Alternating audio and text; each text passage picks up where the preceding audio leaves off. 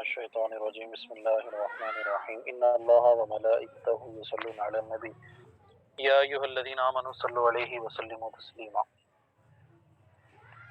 اللهم صل وسلم وبارك عليه صلوا عليه دائما صلوا عليه سرمدا صلاة وسلاما عليك يا رسول الله صلی اللہ علیہ وسلم۔ ہاں بیٹا، پچھلے اسباق سمجھ میں آ گئے تھے؟ حضرت جی، بنایا کا معنی پرنسپل کہتے ہیں، اس کا معنی کیا ہے؟ حتی بنیا کہاں ہے وہ حدیث پاک؟ پیچھے ہے نا، حین بنیا علیہ ہے نا، یہ کلمات ہیں۔ بنا علی کا معنی ہوتا ہے بیٹا عورت کے پاس آنا، بنیا علی کا معنی ہوتا ہے جس وقت مجھے خلوت اختیار کی گئی، دخول کیا گیا، مطلب رخصتی مراد ہے یہاں پر۔ انہوں نے کہا تھا، حضرت ربیع بنت معوذ صحابیہ تھی نا، تو انہوں نے کہا کہ نبی اکرم صلی اللہ علیہ وسلم آئے، تشریف لائے، پھر داخل ہوئے ہمارے گھر پر، کس وقت؟ حین بنیا علیہ، جس وقت جو ہے میرے ساتھ خلوت کی گئی تھی، مطلب میری رخصتی جب عمل میں آئی تھی، مجھے جب اپنے شوہر کے گھر بھیجا جا رہا تھا، ہے نا، میری جب رخصتی ہو رہی تھی، جس وقت مجھے دخول کیا جا رہا تھا، مطلب مجھے بھیجا جا رہا تھا، اس وقت سرکار اقدس صلی اللہ علیہ وسلم تشریف لائے تھے، ہے نا۔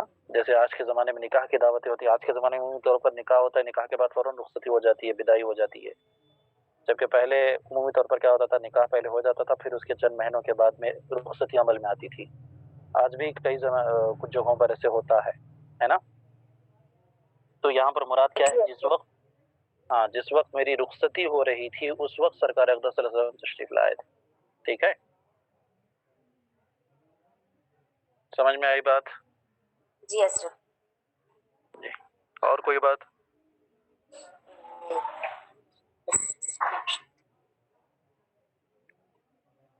جی دیکھیے، بسم اللہ الرحمن الرحیم، باب الشروط فی النکاح، یہ باب ہے نکاح میں شرطوں کے بیان میں، نکاح میں شرط لگانا، نکاح میں شرطوں کو بیان کرنا۔ دیکھیے، اس باب کے تحت یہ بیان کریں گے کہ نکاح کرتے وقت اگر شوہر یا بیوی آپس میں کوئی شرط لگا لیں تو کیا ان شرطوں کو پورا کرنا لازم اور واجب ہوتا ہے یا نہیں ہوتا؟ تو اس سلسلے میں پہلے یہ بات جانیے کہ شرطیں بیٹا 3 طرح کی ہوتی ہیں۔ پہلی شرط وہ لگائیں اس میں جو ہے ان چیزوں کی شرط لگائیں جو نکاح کے مقتضیات میں سے ہیں، یعنی جن کے جو نکاح کے ذریعے سے لازم اور ضروری ہوتی ہیں، ان شرطوں کو لگائیں، ہے نا۔ اب ان شرطوں میں کیا کیا ہوگا؟ جیسے کہ نکاح کرنے کے ساتھ ہی جو ہے شوہر کی اطاعت جو ہے بیوی کے ذمہ لازم ہو جاتی ہے، ٹھیک ہے۔ اسی طرح سے بیوی کے ملک بزا کا مالک شوہر ہو جاتا ہے، اسی طرح سے شوہر کے اوپر نان و نفقہ کی ذمہ داری عائد کی جاتی ہے، مہر کا دینا لازم ہوتا ہے۔ اب اگر یہ چیزوں کی شرط لگائی جائے کہ میں شرط نکاح کروں گا، اس شرط پر کہ جو ہے میں مہر دوں گا، یا وہ کہے کہ میں نکاح کروں گی اس شرط کے ساتھ کہ مجھے مہر ملے گا، ہے نا۔ ہاں جی، کوئی کچھ کہنا چاہ رہی ہیں؟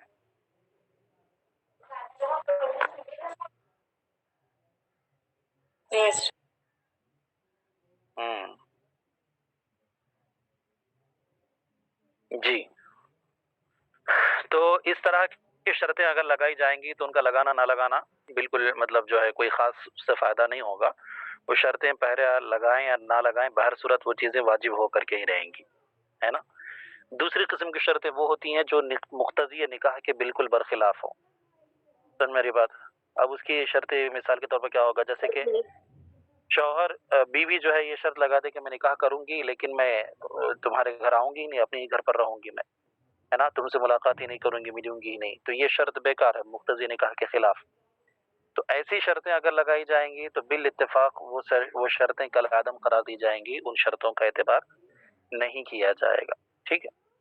اور پھر تیسری قسم کی شرطیں وہ آتی ہیں جو نہ تو مقتضی نکاح کے خلاف ہوں اور نہ ہی اس کے مقتضی ہوں، مطلب وہ شرطیں جو الگ ہوں، نہ تو نکاح کے لیے ضروری ہوں نہ تو نکاح کے مخالف ہوں، ہے نا۔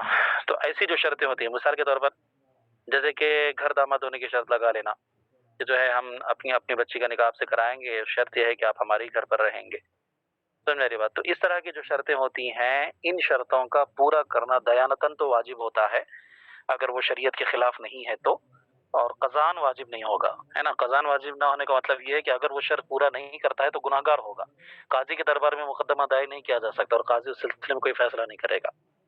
سمجھ میری بات، کیونکہ یہ شرطیں جو ہے آپس میں میاں بیوی کے درمیان طے ہوئی ہیں، تو اگر وہ شرطیں پورا کرتے ہیں تو ثواب کریں گے، اور اگر شرطیں پورا نہیں کرتے ہیں تو وعدہ خلافی کا ان کو گناہ ملے گا۔ بات سمجھ میں آ رہی ہے؟ بہرحال دیکھیے حدیث وقت کہتے باب الشروط فی النکاح، یہ باب ہے نکاح میں شرطوں کے بیان میں۔ کچھ تعلیقات پیش فرماتے ہیں، کہتے ہیں قال عمر مقاطع الحقوق عند الشروط، حضرت عمر فرماتے ہیں کہ حقوق منقطع ہو جاتے ہیں جہاں پر شرطیں پائی جاتی ہیں۔ مقاطع مقطع کی جمع ہے نا، قطع یقطع کاٹ دینا، ختم ہو جانا، جہاں پر انتہا کے معنی میں ہے۔ مقاطع الحقوق، حقوق کٹ جاتے ہیں، مطلب حقوق ختم ہو جاتے ہیں کہاں پر؟ عند شروط، جب شرطیں پائی جاتی ہیں۔ یہ قول اور یہ مقولہ حضرت عمر رضی اللہ تعالیٰ عنہ نے ایک موقع پر کہا تھا۔ آپ کے زمانے میں ایک شخص جو ہے آئے اور آ کر کے عرض کرنے لگے کہ حضور مجھ سے ایک بہت بڑی غلطی ہو گئی ہے اور ایک بہت بڑا مسئلہ ہو گیا ہے، آپ اس مسئلے کو ذرا حل فرما دیجیے۔ کہا کیا مسئلہ ہوا؟ کہا کہ میں نے ایک عورت سے نکاح کیا تھا، نکاح کے وقت جو ہے عورت نے یہ شرط لگائی تھی کہ ہم اپنے ہی گھر پر رہیں گے، مطلب جہاں پر ہم ہیں یہیں رہیں گے، یہاں سے کہیں اور نہیں جائیں گے۔ میں نے شرط لگا لی تھی، میں نے کہا ٹھیک ہے۔ اب پھر اس کے بعد میں نکاح ہو گیا، کئی دن گزر گئے، اب جو ہے حالات میری یہاں پر بہتر نہیں ہے، تو میں چاہتا ہوں کہ میں فلاں شہر میں چلا جاؤں، وہاں پر ہمارا کام کاج اچھا چلے گا، تو وہاں اپنی بیوی کو لے جانا چاہتا ہوں۔ تو وہ کہتی ہے کہ تم نے تو شرط لگائی تھی کہ یہاں سے نہیں جائیں گے، اب تم یہاں سے نہیں جا سکتے، تو میں کیا کروں؟ سن میری بات، تو پھنس گیا ہوں میں، آپ میرا فیصلہ فرما دیجیے۔ تب حضرت عمر رضی اللہ تعالیٰ عنہ نے یہ بات بیان فرمائی تھی کہ حقوق وہاں پر منقطع ہو جاتے ہیں جہاں پر شرطیں پائی جاتی ہیں، یعنی جب تم شرط نہیں لگائے ہوتے تو تمہاری مرضی تھی، تم اپنی بیوی کو جہاں چاہے وہاں لے کر کے جاتے، لیکن جب تم نے پہلے شرط لگا لی اور وعدہ کر لیا ہے کہ ہاں میں یہیں رہوں گا، تو اب دیانتاً تمہارے اوپر اس وعدے کو نبھانا ضروری ہے۔ اب اگر وعدے کو نہیں نبھاتے ہو تو وعدہ خلافی کرنے کا تم کو گناہ ملے گا، نکاح میں کوئی فرق نہیں پڑے گا، وعدہ خلافی کا تمہیں گناہ ملے گا۔ تو اسی وقت آپ نے فرمایا تھا کہ حقوق منقطع ہو جاتے ہیں، چونکہ اگر تم شرط نہ لگاتے تو تمہارا حق تھا، تم جہاں چاہے وہاں لے کر کے جاتے، لیکن جب تم نے شرط لگا لی اور وعدہ کر لیا کہ ٹھیک ہم یہیں رہیں گے، تو اب تم کو یہیں رہنا ضروری ہوگا۔ اگر جاؤ گے تو گناہ گار ہوگے، لیکن نکاح میں کوئی فرق نہیں پڑے گا۔ سمجھ میں آ گئی بات؟ تو اس سے بھی وہ بات ثابت ہوئی کہ اگر ایسی شرطیں جو نہ تو نکاح کے خلاف ہو، نہ ہی نکاح کے تقاضا کرنے والی ہوں، نکاح کے مقتضیات میں سے ہوں، تو وہ شرطیں جو ہے دیانتاً ان کا پورا کرنا واجب ہو جاتا ہے۔ وقال المسور ابن مخرمۃ سمعت النبی صلی اللہ علیہ وسلم ذکر سحرا له فاثنى علیہ فی مصاہرته فاحسن۔ حضرت مسور بن مخرمہ یہ ایک صحابی رسول ہے بیٹا، صغیر السن صحابی ہیں۔ نبی اکرم صلی اللہ علیہ وسلم کی وفات کے وقت ان کی عمر مبارک 8 یا 9 سال کی تھی۔ سرکار سے کچھ حدیث انہوں نے سنی ہے اور اس کو یاد رکھا ہے۔ تو حضرت مسور بن مخرمہ کہتے ہیں کہ سمیعت النبی صلی اللہ علیہ وسلم ذکر سحرا له، میں نے نبی اکرم صلی اللہ علیہ وسلم کو سنا، آپ نے اپنے ایک داماد کا تذکرہ کیا۔ یہاں پر سحر جو ہے داماد کے معنی میں، کہتے ہیں آپ نے اپنے ایک داماد کا تذکرہ کیا۔ کہتے ہیں کہ ذکر سحرا له، آپ نے اپنے ایک داماد کا تذکرہ کیا، فاثنى علیہ، تو اس کی تعریف فرمائی، فی مصاہرته، دامادی کا جو رشتہ ہوتا ہے، رشتہ مصاہرت، اس معاملے میں جو ہے آپ نے اس کی تعریف فرمائی، کہا کہ وہ بہت اچھا داماد تھا۔ کہتے ہیں فاحسن، تو اچھی تعریف فرمائی، مطلب یہ کہا کہ میرا وہ بہت اچھا داماد تھا۔ کہتے ہیں کہ سرکار اقدس صلی اللہ علیہ وسلم نے ارشاد فرمایا، قال حدثنی وصدقنی ووعدنی فوفى لي، اس نے مجھ سے بات کی، اس نے مجھ سے سچ کہا اور اس نے مجھ سے وعدہ کیا، فوفى لي، تو اس نے اس وعدے کو کیا ہے؟ پورا کیا۔ یہ کس داماد کا تذکرہ ہے اور کون سے وعدے کیے گئے تھے؟ تو کتابوں میں بیان فرمایا گیا تھا کہ یہ سرکار اقدس صلی اللہ علیہ وسلم کی سب سے بڑی صاحبزادی حضرت سیدتنا زینب رضی اللہ تعالی عنہا، جن کے شوہر ابو العاص نام کے تھے، ہاں ابو العاص ہی نام تھا ان کا۔ تو بہرحال وہ جو ہے اس وقت ایمان نہیں لائے تھے، تو جنگ بدر کے وقت وہ کافروں کے ساتھ جو ہے شریک ہوئے تھے، اور حضرت زینب جو ہے اس وقت ہجرت کر کے نہیں آئی تھی، اپنے شوہر کے ساتھ وہیں رہ گئی تھی مکہ ہی میں۔ جنگ بدر ہوئی تو جنگ بدر میں یہ قید کر لیے گئے۔ جب قید کر لیے گئے تو چونکہ نبی اکرم صلی اللہ علیہ وسلم کے داماد تھے تو صحابہ کرام نے ان کے ساتھ نرمی برتی، تو ان کو جو ہے خود حضرت زینب کو جب پتہ چلا کہ میرے شوہر کو گرفتار کر لیا گیا ہے، تو انہوں نے کچھ رقم بھیجی فدیے کے طور پر مدینہ شریف، تو وہ رقم آئی تو سرکار اقدس صلی اللہ علیہ وسلم نے اس رقم کو دیکھا اور صحابہ کرام نے دیکھا تو دل نرم ہو گیا کہ بھئی سرکار کا داماد ہے. تو انہوں نے جو ہے اتنی رقم اگرچہ وہ ناکافی تھی لیکن ان کو آزاد کر دیا اور ایک شرط لگا لی. کہا کہ اس شرط کے ساتھ ہم تم کو آزاد کریں گے کہ تم جو ہے حضرت زینب کو یہاں پر بھیج دو گے، یعنی مدینہ شریف ہجرت کرنے کے لیے ہجرت کر کے بھیج دو گے ان کو یہاں پر. تو انہوں نے وعدہ کیا، کہا کہ ٹھیک ہے میں ایسا کروں گا. وہ گئے اور جانے کے بعد اپنے وعدے کو پورا کیا اور حضرت زینب کو یعنی اپنی بیوی کو جو ہے مدینہ شریف بھیج دیا. پھر اس کے بعد اللہ کی مرضی ایسی ہوئی کہ چند دنوں کے بعد میں پھر وہ خود بھی اسلام قبول کر لیے اور پھر مکہ سے جو ہے ہجرت کر کے مدینہ تشریف لا لیے. پھر اس کے بعد نبی اکرم صلی اللہ علیہ وسلم نے واپس جو ہے اپنی بیٹی کو ان کے زوجیت میں دے دیا تھا. تو اسی کی تعریف سرکار نے بیان فرمائی کہ اس نے مجھ سے سچ بات کی اور جب اس نے مجھ سے وعدہ کیا کہ زینب کو بھجوا دوں گا تو انہوں نے بھجوا دیا، اپنے وعدے کو پورا کیا. سمجھ میں آ رہی بیٹا بات؟ تو بہرحال اس میں میاں بیوی کے درمیان کے ہی ایک وعدے کا تعلق ہے اس سے، اس حدیث پاک سے. اس وجہ سے اس کو امام بخاری نے یہاں پر بطور تعلیق ذکر فرمایا ہے. کہتے ہیں وقال المسور، مسور نے کہا کہ سمعت النبی صلی اللہ علیہ وسلم ذکر سحرا لہ، میں نے نبی اکرم صلی اللہ علیہ وسلم کو سنا کہ آپ نے اپنے ایک داماد کا ذکر فرمایا. فاثنى علیہ فی مساہرتہ، تو دامادی کے معاملے میں آپ نے اس کی تعریف بیان فرمائی. تو احسنا، تو اچھی تعریف بیان فرمائی. سرکار نے فرمایا کہ حدثنی وصدقنی ووعدنی فوفى لي، اس نے مجھ سے بات چیت کی، اس نے مجھ سے سچ کہا اور اس نے مجھ سے وعدہ کیا. فوفى لي، تو اس نے مجھ سے میرے لیے اس وعدے کو کیا ہے، پورا کیا. ٹھیک ہے بیٹا. حدثنا ابو الولید ہشام ابن عبد الملک قال حدثنا لیث ان یزید، یہ یزید ہونا چاہیے، نقطہ چلا گیا، ان یزید بن ابی حبیب عن ابی الخیر عن عقبہ عن النبی صلی اللہ علیہ وسلم قال احق ما اوفیتم من الشروط ان توفوا به ما استحللتم به الفروج. ہم سے حدیث بیان کی ابو الولید ہشام بن عبد الملک نے، وہ کہتے ہیں ہم سے حدیث بیان کی لیث نے، وہ روایت کرتے ہیں یزید بن ابو حبیب سے، وہ روایت کرتے ہیں ابو الخیر سے، وہ روایت کرتے ہیں عقبہ بن عامر سے، اور وہ روایت کرتے ہیں نبی اکرم صلی اللہ علیہ وسلم سے. سرکار نے فرمایا احق ما اوفیتم من الشروط، وہ شرطیں جن کو تم پورا کرتے ہو ان میں سب سے زیادہ پورا کی جانے کی حقدار، احق، حق سے اس میں تفضیل ہے نا، سب سے زیادہ حقدار وہ شرطیں ما اوفیتم جن کو تم پورا کرتے ہو. من الشروط میں بھی بیانیہ ہے، یعنی جن شرطوں کو تم پورا کرتے ہو ان شرطوں میں سب سے زیادہ پورا کی جانے کی حقدار وہ شرطیں ہیں ان توفوا به، کہ تم ان کو پورا کرو، مستحللتم به الفروج، ان شرطوں کو پورا کرو جن کے ذریعے سے تم شرمگاہوں کو حلال کرتے ہو. استحلال کا معنی حلال کر لینا ہے نا، فروج فرج کی جمع شرمگاہ کو کہتے ہیں، یعنی جن کے ذریعے سے تم شرمگاہوں کو حلال کرتے ہو. یہ کنایا ہے، اس کا مطلب کیا ہوتا ہے کہ جن کے ذریعے سے تم نکاح کرتے ہو، یعنی جو شرطیں تم آپس میں ایک دوسرے کے ساتھ شرطیں لگاتے ہو، کوئی بھی چیز کا وعدہ کرتے ہو تو ان وعدوں کو پورا کرنا ضروری ہے، لیکن ان سے بھی زیادہ حقدار جو ہے شرطیں وہ ہوتی ہیں جو تم اپنی بیویوں سے لگاتے ہو وقت نکاح میں. تو ان شرطوں کو کیا ہے، زیادہ پورا کرو. اس کی وجہ کیا ہے؟ وجہ یہی ہے کہ میاں بیوی کا رشتہ نیا نیا جڑتا ہے، اس وقت اگر جھوٹے وعدوں پر اس رشتے کو تعمیر کیا جائے، اس رشتے کی بنیاد رکھی جائے تو وہ رشتہ زیادہ دیر تک برقرار نہیں رہتا.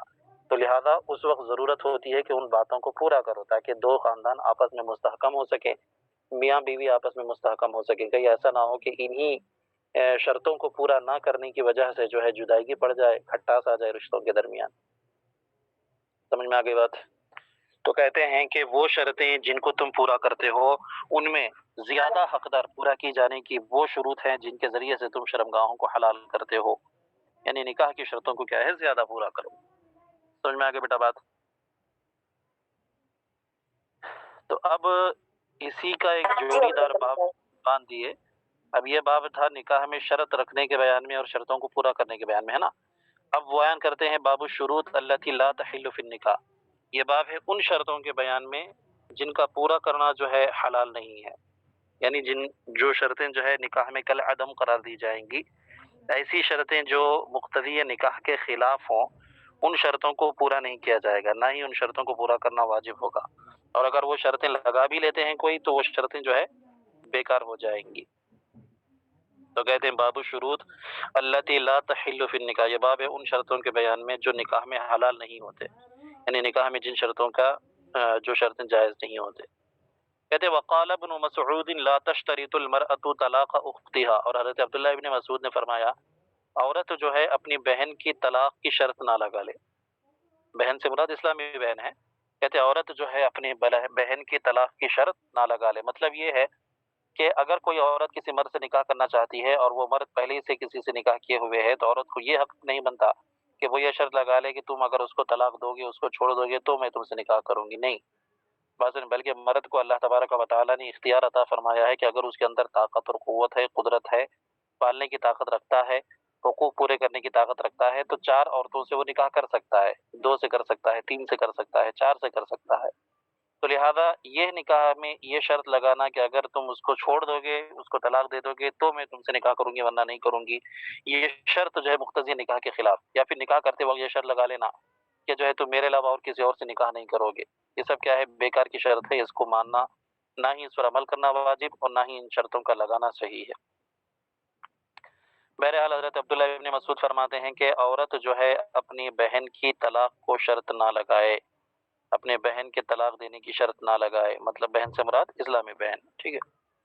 حدیث پاک بھی لگ بھگ ویسی ہی ہے. حدثنا عبید اللہ ابن موسیٰ عن زکریہ هو ابن ابی زائدۃ عن سعد بن ابراہیم عن ابی سلمۃ عن ابی ہریرۃ عن نبی صلی اللہ علیہ وسلم قال.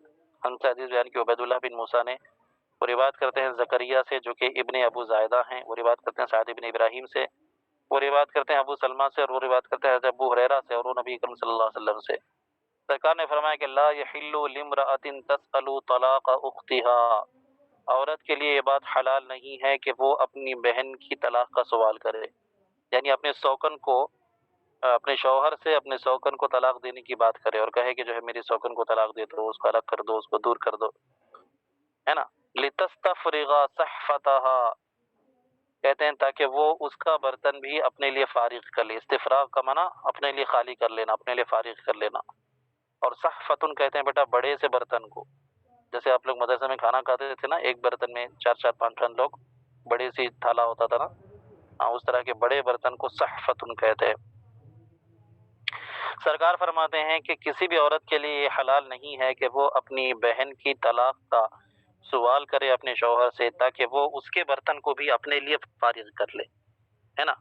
یعنی اس کی حصہ بھی اپنے آپ بٹورنے کی کوشش کرے، یہ اس کے لیے جائز نہیں ہے. فإنما لها ما قدر لها، کیونکہ اس کے لیے وہی ہے جو اس کے لیے مقدر کیا گیا ہے. یعنی جتنا اس کو دیا جانا ہے، جتنا اس کو ملنا ہے، نان و نفقہ ہو یا جو بھی چیزیں ہوں، وہ اتنا ہی اس کو ملیں گی جتنا مقدر کیا گیا ہے. بات سمجھ میں آ رہی؟ تو لہذا بلا وجہ ایسی قید نہ لگا لے جو ہے مقتضی نکاح کے خلاف ہو. سمجھ میں آ رہی بات؟ تو کسی بھی عورت کے لیے بات حلال نہیں ہے، یہ بات جائز نہیں ہے کہ وہ اپنی بہن کی طلاق کا سوال کرے تاکہ اس کا حصے کا برتن بھی اپنے لیے فارغ کر لے. یہ کنایا ہے. انسان اگر زیادہ کھا لے گا تو بدہضمی ہو جائے گی. 4 لوگوں کا کھانا جو ہے پلیٹ میں رکھا ہوا ہے، آپ اکیلے لے کر کے بیٹھ کے نہیں میں اکیلے ہی کھاؤں گی تو پیٹ خراب ہو جائے گا، ہے نا، بدہضمی ہو جائے گی. تو کہتے فإنما لها ما قدر لها، کیونکہ اس عورت کے لیے وہی ہے جو اس کے لیے مقدر کیا گیا ہے نا. جتنا کھائے گی اتنا ہی کھا پائے گی، اس سے زیادہ نہیں کھا پائے گی. تو بلا وجہ کی حرص نہ کرے. تو ایک محسوس مثال کے ذریعے سے کیا ہے سمجھایا گیا ہے. بس اس میں حکم یہ ہے کہ اس طرح کی شرط نہ لگائے اور اس طرح کا سوال نہ کرے. جب شریعت نے اجازت دے دی ہے تو پھر ہم کون ہوتے ہیں، آپ کون ہوتے ہیں کسی چیز کو منع کرنے والے. جب شریعت نے کہہ دیا کہ وہ صحیح ہے تو وہ صحیح ہے، بات ختم. ہماری عقل کی رسائی وہاں تک نہیں ہوتی جہاں تک شریعت کی رسائی ہوتی ہے. تو ہمارے لیے تو یہی حکم فرمایا گیا کہ ہم اللہ اور اس کے رسول کی اطاعت کریں. تو قرآن اور حدیث میں جو حکم دیا گیا ہے اسی حکم پر ہم عمل کریں گے. ہم اپنی طرف سے، اپنی ذات سے کوئی، اپنے نظر سے، اپنے انداز سے کوئی مسئلے کو جو ہے گڑھیں گے نہیں، ہے نا. تو جب شریعت نے اس کو اجازت دے دی ہے اس مرد کو کہ وہ 1 سے زائد عورتوں کو رکھ سکتا ہے تو رکھے، رکھ سکتا ہے تو رکھے، ہے نا. اب اگر کوئی یہ اعتراض کرے کہ بھائی وہ 2 عورتوں کو رکھتا ہے لیکن وہ عدل و انصاف نہیں کرتا ہے، اس وجہ سے وہ عورت اس کے طلاق کا حکم دے رہی ہے یا اس کو شرط لگا رہی ہے، تو کہتے ہیں اگر وہ عدل و انصاف نہیں کر رہا ہے تو وہ گناہگار ہوگا. بات سمجھ میں آ رہی ہے؟ اگر وہ عدل و انصاف نہیں کر رہا ہے تو وہ گناہگار ہوگا، اور اتنا سخت گناہگار ہوگا. قیامت کے دن اتنی سخت وعیدیں اس کے لیے بیان فرمائی گئی ہیں. فرمایا گیا کہ قیامت کے دن وہ شخص جو 2 بیویوں کے درمیان عدل و انصاف نہیں کرتا تھا، وہ ایسی حالت میں آئے گا کہ اس کا ایک بازو، ایک حصہ اس کا جھکا ہوا رہے گا، ایک دم جھکا ہوا رہے گا. لوگ دور سے ہی دیکھ کر کے سمجھ جائیں گے کہ جو ہے یہ وہ بد نصیب انسان ہے جو ہے 2 بیویوں کے درمیان عدل و انصاف نہیں کر پاتا تھا. تو اگر وہ عدل و انصاف نہیں کر رہا ہے یا وہ جو ہے کسی کی حق تلفی کر رہا ہے تو اس کا گناہگار وہ ہوگا، اس کا ذمہ دار وہ ہوگا. عورت صبر کرے تو اس کو جو ہے دوہرا ثواب عطا کیا جائے گا. بات سمجھ آ رہی ہے؟ تو لہٰذا اگر کوئی انسان شراب پی رہا ہے تو اس کو شراب پینے کا گناہ ملے گا. اور شراب پی رہا ہے بول کے ہم اس کو قتل نہیں کر سکتے ہیں کہ بھائی وہ شراب پی رہا ہے. وہ پی رہا ہے تو اس کے عمل اس کے ساتھ ہے، وہ گناہ گار ہوگا. بات سمجھ میں آ گئی؟ ہاں جی. بہرحال خیر آج کے زمانے میں یہ بہت معیوب سمجھا جاتا ہے. اگر کسی کی 2 شادیاں ہو گئی ہیں تو ہر کوئی جو ہے چہمے گوئیاں کرنے لگتے ہیں، ہر کوئی اس طرح کی بات کرنے لگتے ہیں گویا کہ اس نے کوئی حرام کام کر دیا ہے، کوئی ناجائز اور غلط کام کر دیا، جبکہ ایسا نہیں ہونا چاہیے. ہاں اگر وہ 2 بیویوں کو رکھا ہے اور دونوں کے ساتھ عدل و انصاف نہیں کر رہا ہے تو پھر اس کو سمجھایا جا سکتا ہے، شریعت کے احکامات سے اس کو روشناس کرایا جا سکتا ہے، اللہ کا خوف دلایا جا سکتا ہے نا. ہاں جی. بہرحال بات سمجھ میں آ گئی جی آپا جان لوگ؟ جی حضرت. چلیے خیر آج کے دن اتنا ہی رہنے دیجئے، اس کو ملا لیجئے. امید ہے کہ آپ لوگوں کو یہ سبق سمجھ میں آ گیا ہوگا، ہے نا. تو اس کو ملا لیں اچھی طرح سے، اور جو بھی سبق جتنا بھی پڑھایا جائے اس کو ذرا یاد کرتے رہیے، ذرا ملا لیتے رہیے.